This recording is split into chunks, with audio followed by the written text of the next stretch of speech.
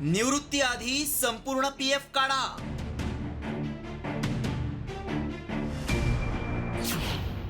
पीएफच्या नियमांमध्ये मोठा बदल.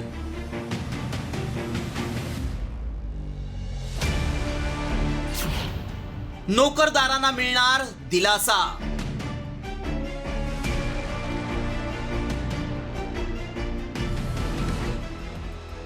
ईपीएफ मधून संपूर्ण रक्कम फक्त 2 प्रकारे काढण्यात येते. एक म्हणजे वयाच्या 58व्या वर्षी निवृत्तीनंतर आणि दुसरं म्हणजे 2 महिन्यांपेक्षा जास्त काळ बेरोजगार राहिले असाल तर. मात्र आता तुम्ही संपूर्ण पीएफची रक्कम एकाच वेळी काढू शकणार आहात आणि यासाठी केंद्र सरकार एक मोठी योजना आखतेय.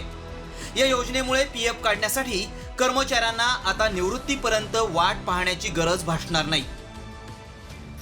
दर 10 वर्षांनी संपूर्ण किंवा पीएफचा मोठा भाग काढता येईल.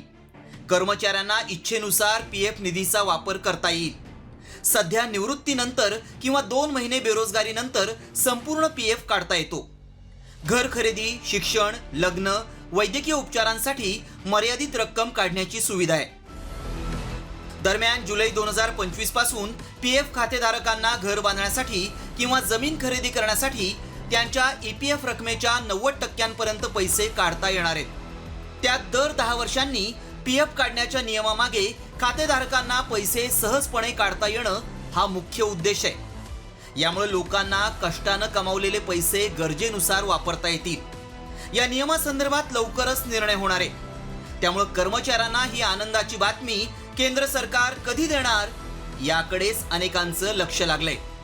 Bureau report. आता isakal.com आहे देशातील नंबर 1 ची मराठी न्यूज वेबसाईट.